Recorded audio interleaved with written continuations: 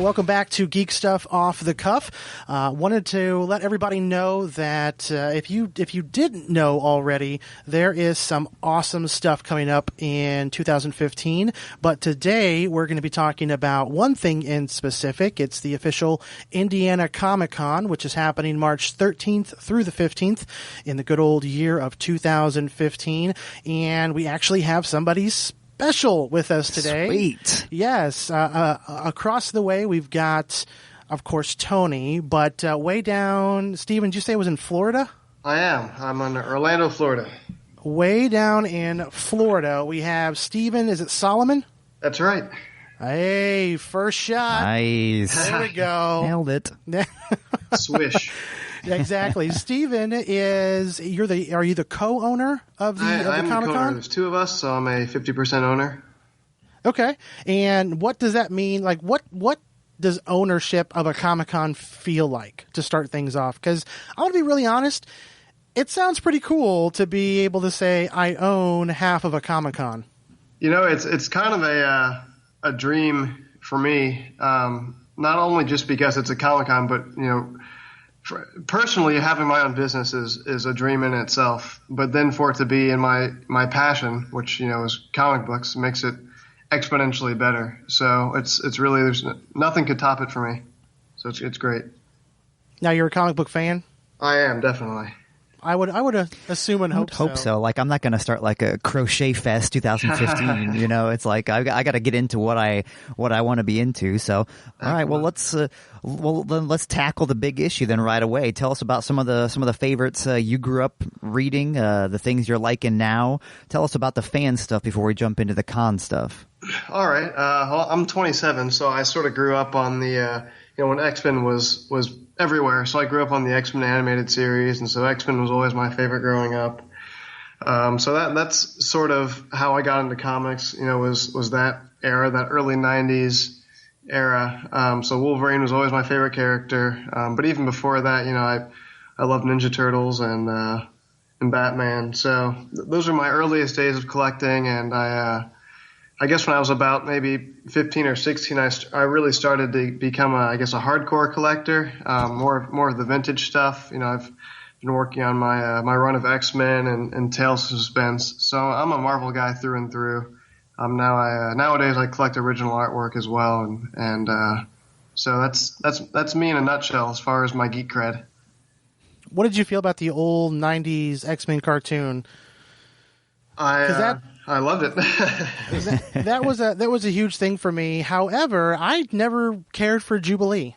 That one character pulled me out of that cartoon more times than anything else. I think Jubilee was meant to be kind of the crossover to connect with the younger kids, if you will. She's like, you know, the My Little Pony, if you will, you know, kind of that, trying to bridge the gap, not only to girls, but to younger audiences in general. That's what it felt like. So she was kind of a whiny brat, you could put it.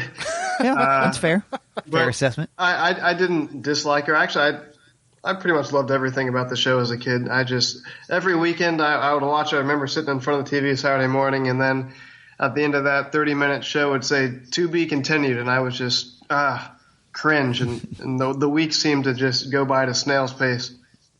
There towards the end of the series, there was like a 4-part miniseries. I don't think it was the Phoenix Saga. It was something else. They did try to do Days of Future Past, I believe, because they had Bishop and all that stuff in there. Maybe that's what it is. They had one that was called Beyond Good and Evil, which was an apocalypse storyline, which I'm not sure if it was 2 or 4 parts, but it was like a whole time. It was like a time travel storyline, which was actually one of my favorite ones. Outstanding. Well, and then you also said that you got into the old Batman animated series, which I'm pretty sure if you're between the ages of 22 and 31, that Batman animated series was amazing. It was absolutely probably one of the best animated shows of our childhood. Oh, yeah. I mean, they captured it so well. I mean, just that opening theme and that soundtrack, that opening theme song, that was just all you really needed to really get you hooked on the show.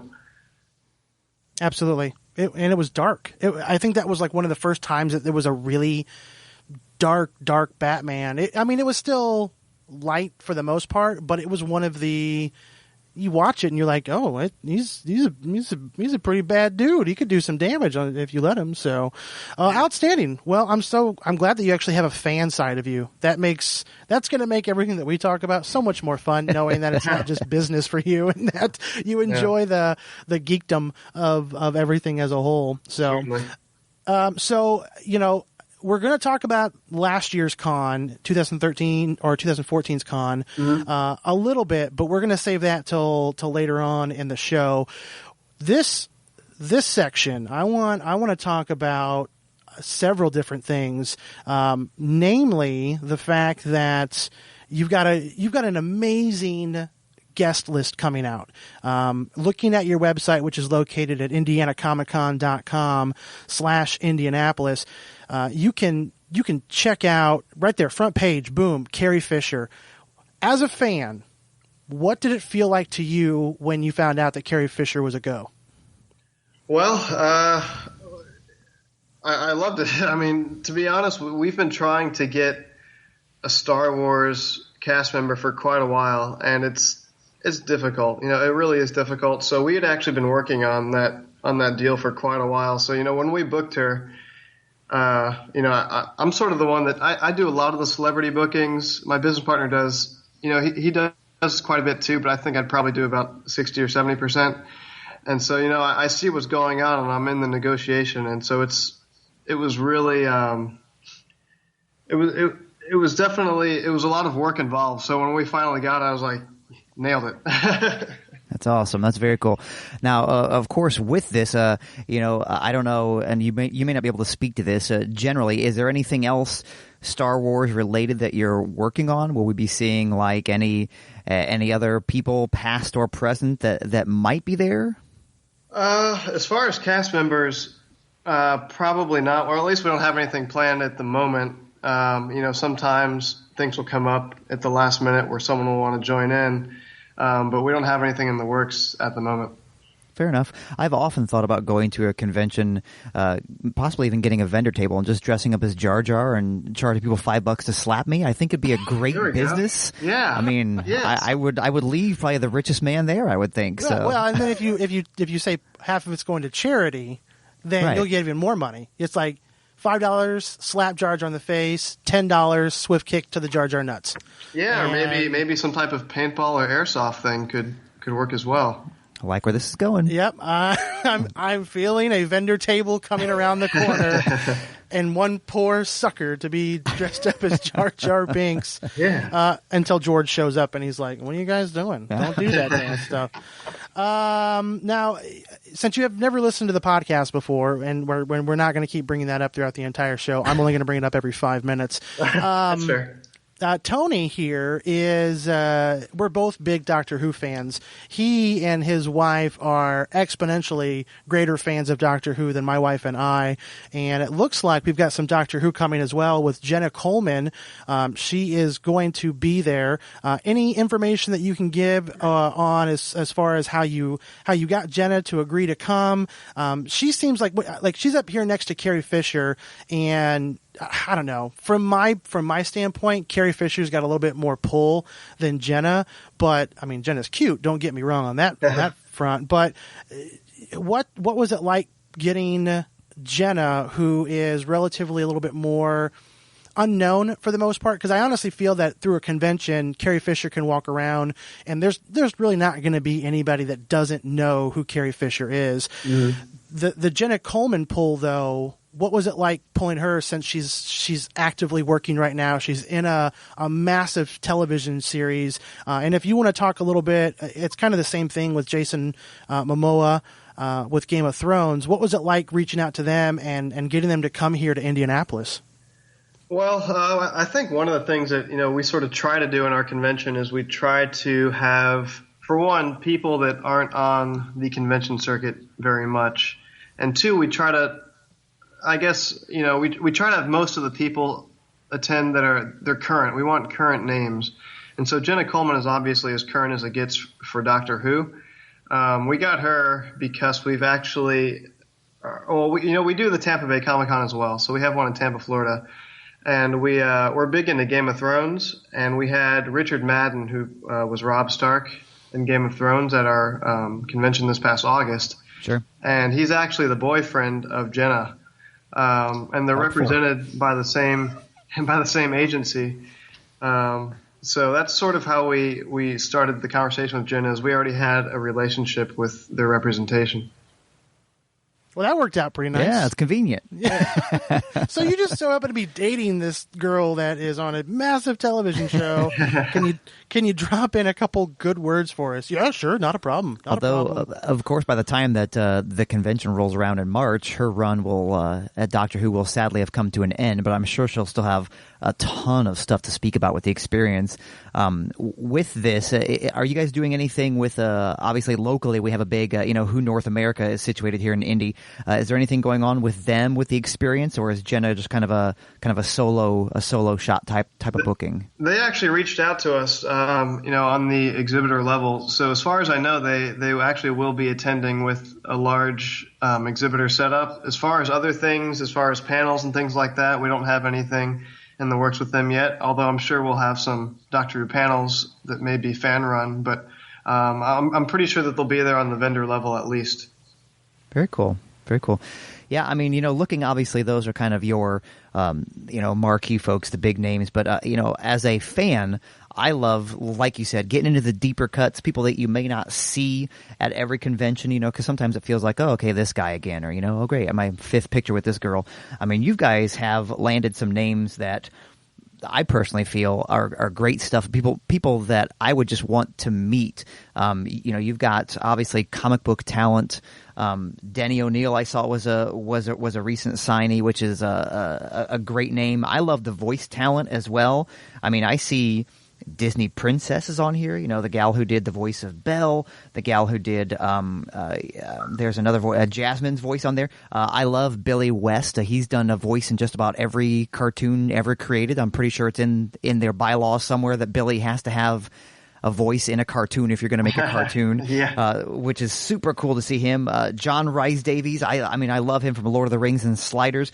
Do you guys follow? I love Sliders. Anytime I can work a Sliders reference into the show, I'm going to do it. Is there a pattern that you follow for certain areas to target, certain shows, certain genres, or do you just kind of whatever presents itself, just kind of go with the flow type of thing? Well, first and foremost, we try to be different. So when we first, like the Disney princesses, for example, we first invited them to our show in Tampa, and nobody's ever. I don't know why, but I've never seen any Disney princesses at a Comic-Con before, and I feel like it's Disney. It's such a huge thing. I don't know how they could not be involved in some way. So we try to keep it different and fresh. Yeah, and you sometimes see Disney princesses, but it's some dude named Jeff who shouldn't be dressed up like a Disney princess whatsoever show up. So you've got legit Disney princesses coming to Indianapolis, which is outstanding. Mm-hmm. Yeah, well, thank you. I appreciate it. It does take a lot of effort to make these things happen. It takes a lot of time, a lot of money, a lot of effort. So we appreciate the kind words. I wonder more so with along the lines of like the gals who do the voice of the princesses, with Paige O'Hara and Linda Larkin, things like that. My guess is because a convention is a very visual experience with the artwork and the things like that. Mm-hmm. People might look at a Paige O'Hara and not see Belle until they hear her. So that's kind of an intriguing question for me personally. Is sometimes a lot of people will be signing headshots, things like that. I assume that these gals might sign pictures of Belle and things like that. They might actually get more or some unique love if they offered, pay them $20. They'll leave you, they'll record your voicemail on your phone and, ask Belle or Jasmine. I mean, if I could get a personal voice recording to take home to my 4-year-old daughter, that's worth more to me than a headshot. So yeah, exactly. I'm pretty sure that we actually will have something like that. I don't think that Linda has ever been to a convention ever. I think Paige has been to maybe one. And so it's still a little bit new to us and them, but I'm pretty sure that the voice recording will actually be an offering. So would you say that this experience for Linda is going to be a whole new world? Yeah, I would say that. God in heaven. Very nice. You, sir, are a beast. Please stop this immediately. That's horrible. No, I'm with Tony. I'm really excited about Billy West, a fellow voice actor friend of his, John DiMaggio, just came out with a documentary. Well, he didn't just come out with it. It came out a few months ago called, what was it called? I believe it's called I Know That Voice. Mm-hmm. Yeah. And it talks about the entire history. And Billy's one of those staples. Like there's Billy, there's Rob Paulson, there is Maurice LaMarche. I mean, there are just certain guys that have just been around for a long time. And anybody that's listening to this podcast, if you get a chance to watch that documentary, I highly encourage you to do so. There's great information, and it's not just about, oh, these are voice actors that were on Nickelodeon and that was it. It spans everything from the early Mickey Mouse and Bugs Bunny days, all the way through anime and current stuff. It's a really, really great documentary. So, we've said it already once, but we definitely thank you and applaud you for bringing out those voice actors and actresses with Paige and Linda and Billy and anybody else that you happen to get your hands on to bring them out here. They are some of the most humble people when it comes to quote unquote celebrities in the entertainment world. They're just super humble and super excited to meet fans and be a part of what's going on. And they'll be the first people to tell you that. Yeah. Well, thank you. Thanks so much for the kind words. We appreciate it. Yeah. I think being a voice actor, is cool. It's not easy. It's not as easy as people think it might be, cause you have to act without seeing anything basically. So yeah, it's full body emotion with only your throat. Right. And that's it. And it's not easy whatsoever. Stephen, is this all that you do or what else do you do during the day? This is my full-time job and career and dream. Oh my gosh. Nice. Very nice. That's outstanding. I thought you might, be like a finance guy or something, but no, you're like, no. I left that business a couple of years ago. I used to be, and I did not enjoy it one bit. You seriously used to be in like finance? I did, actually. World? I worked for BNY Mellon, which is a very large custodial bank. I did mutual funds for a while, and it was not fun. Oh, wow. So when people come out to the Indiana Comic-Con, if they need help with their bonds or whatnot, they can just be like, hey, Stephen here can take a quick look at my portfolio, I guess. I don't know. Do not ask me questions because I was pretty incompetent in that job, so... Stephen will be like, give me all of the money and then walk away, and things will be so much better for me. We'll work and trade for comics or artwork. There you go. That's so cool. That's so cool. Now, are you guys going to be hosting any, and I'm kind of scrounging through your website as we're chit-chatting right now. Are you going to have any kind of, what's the word I'm looking for, Tony? I cannot think of it. Panels that are going to be brownies. Yeah, are you going to have any brownies? Are you going to have any brownies? Maybe Girl Scout cookies, something on the sweeter side. No, are you going to have any type of panels for shows? I know last year there were a few panels that happened, and I was only able to attend one day out of the three with my family, so I wasn't able to really sit down and get in depth with a lot of the panels that I wanted to, but I see a lot of celebrities, a lot of great people, artists, writers, voiceover actors and actresses. Any panels lined up as of right now for all of us fans to enjoy? Yeah, we're actually going to have a large amount of programming. It's not on the website yet. We're still working on scheduling everything. I just saw sort of the first draft of our programming schedule about a week ago, and it's lengthy. So there will be a lot of things to do on each of the 3 days. As far as all the celebrities and guests that we have, I'm looking through the list now. I believe that all of them will be in a panel as far as the celebrities go and the voice actors. And then as far as the comic creators go, I know that Steranko always does one for us. And if you've ever been to a Steranko panel, if you haven't been to one, you're missing out because his panels are awesome. And then Denny and Zach, I'm not sure. I would love to get them both on a panel, but to answer your question in a general sense, yes, there will be lots of panels and programming. Very cool. And those, of course, who are not familiar with Jim Steranko is a wonderful all-time comic, long-time Marvel artist. I mean, just a great guy. I mean, I would love to kind of sit in on his stuff. So I'm glad that he's going to be doing something like that, which is cool. One of the big things I know that you guys did last year, I unfortunately was unable to attend last year, but I know I've heard a lot. Stop. We don't hold it against you. I appreciate that. My wife was there. She's a member of Indieprov, the improv comedy troupe, and I know they did a Doctor Who themed show there at the convention. And I know things like that, I think, really help fans to kind of feel that, you know, it's a unique kind of setting. Hopefully, I'm sure with your miles and miles of programming, there might be things like that. You know, I don't know if you're planning on doing any like live trivia contests or anything like that, but it feels to me that the interactive vibe was probably present last year and hopefully will be present again this year, which is very cool. Yeah, we try to keep, you know, it won't only be panels from these celebrities and guests. You know, we have the fan panels. We're going to have things on cosplay. We're going to have the improv things like you just mentioned. We have a wide assortment of things to do. We're actually, I'm not sure if you remember this, the video game pianist, remember him? He did the Mario songs and everything and the Zelda songs on piano. I think we're going to have him in concert there as well. Very cool. Very cool. So yeah, is it a black tie affair? I couldn't hear that. No, black tie affair. Yeah.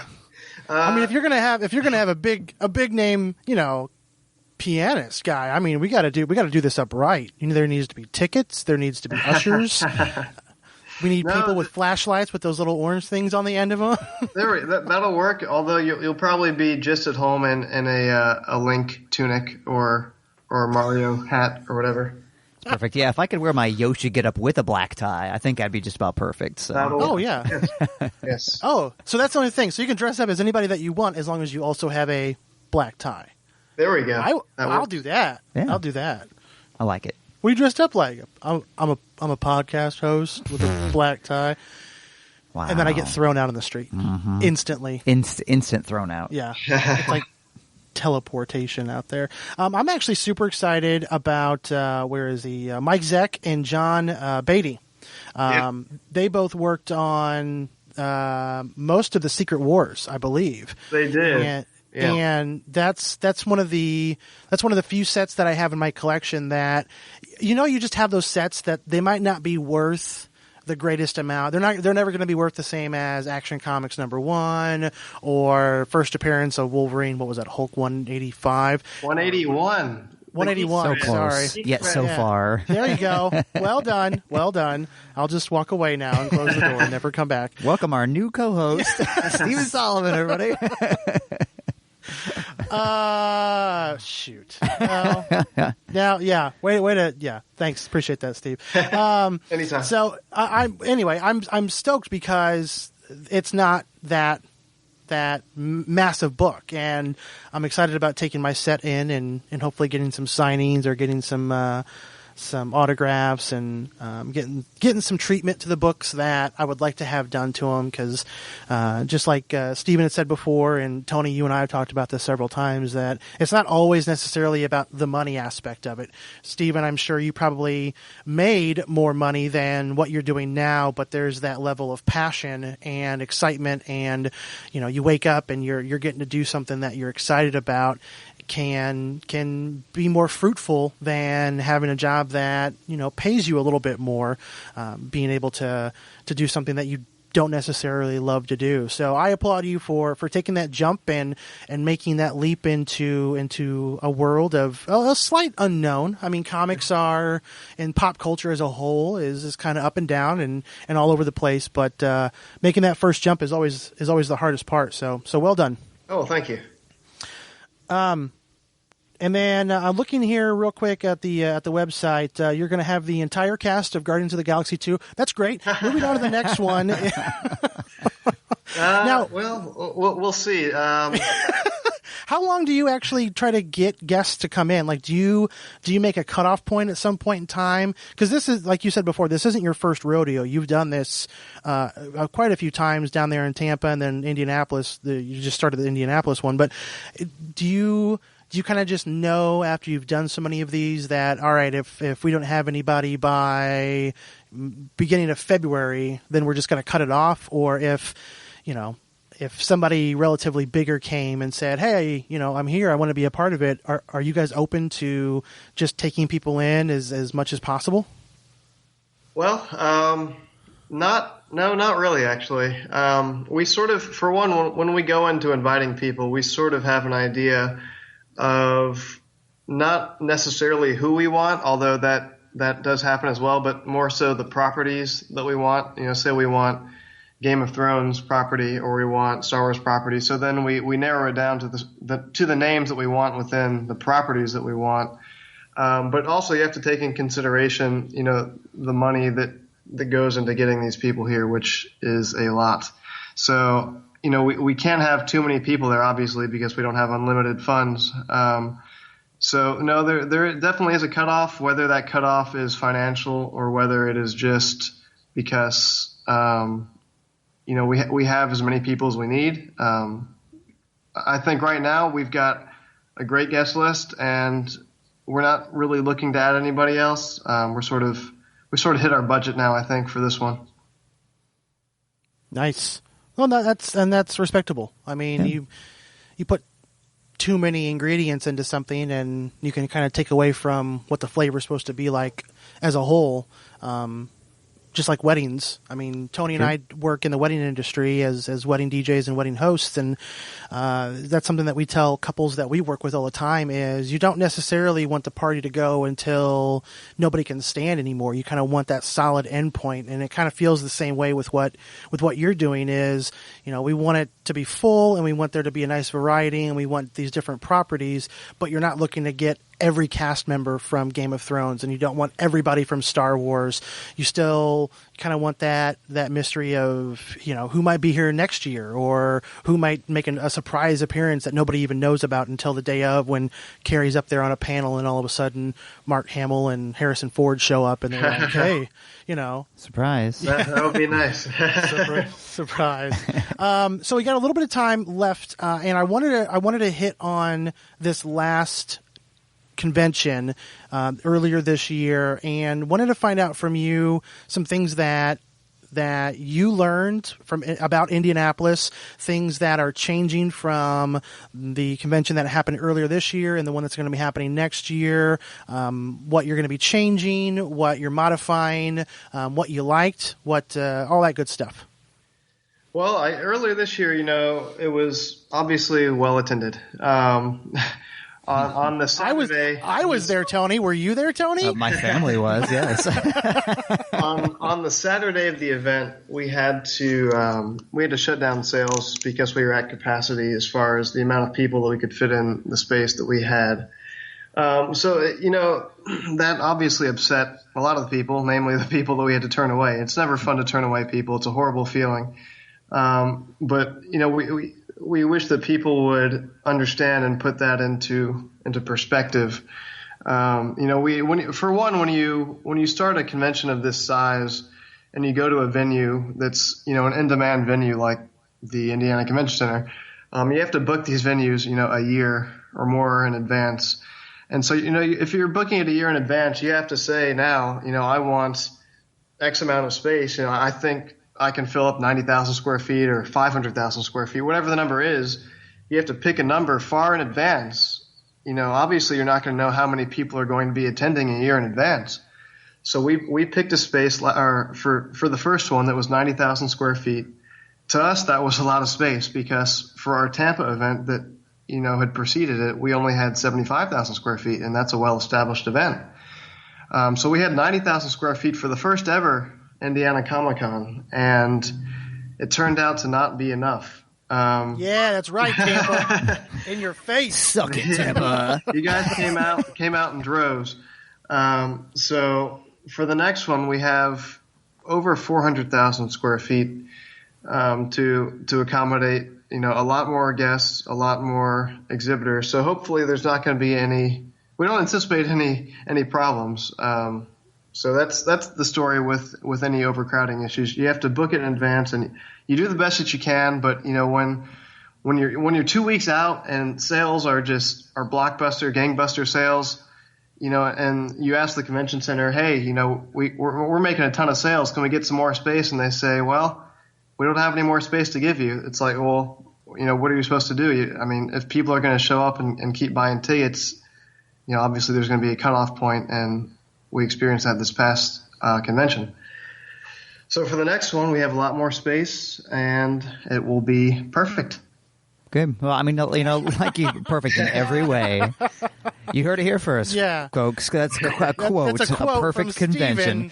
Well, no, I would imagine that, like you said, to kind of, making the guess and seeing how much space you need, like you said, it doesn't feel good to turn folks away. But at the same time, the flip side of that is in your first year to get a bonkers amount of space, and then people show up and it's like a dead zone because you've given too much space and not, no one's there to fill it. So it's definitely, I think, that fine line. I'm not saying that either problem is a good problem to have, but I would rather be too busy than not busy enough, of course. But hopefully everybody understood, just like you said, that it's, a busy thing. Indiana's got some fire marshal laws, just like every place does. And hopefully they'll come back this year and check out the really big shoe, as they say. Really big shoe. Yes. Well, that is one thing that when I was out there with my family on Saturday, were you out there, Tony? Oh, wait, no, you weren't there at all. I'm sorry. I was busy making money so I can make sure that I can attend this year and buy more there things. We go. Oh, okay. All right. Making money. There we go. Well, when we were out there Saturday, it was packed, and this isn't anything new to Stephen or pretty much anybody that lives in Indiana, because it was all over the news. Yeah. Nerds are out in droves, and look out. There's too many people here. I don't know what to do. No, but when we got out there, the one thing that you did notice, at least I noticed, was nobody was frustrated. I think people were kind of on nerves about being in line, and the line formations were kind of wonky, not quite sure which way to go and whatnot. And I'm sure that Stephen and his team have taken all of that into consideration and made changes to make sure that doesn't happen again, because it's going to be perfect this year. But the one thing that you noticed is as you're waiting in that line to get into the actual convention, people are just chit-chatting. People are talking about other costumes that are around. People are talking about kids that are there with them, about their favorite characters, favorite writers.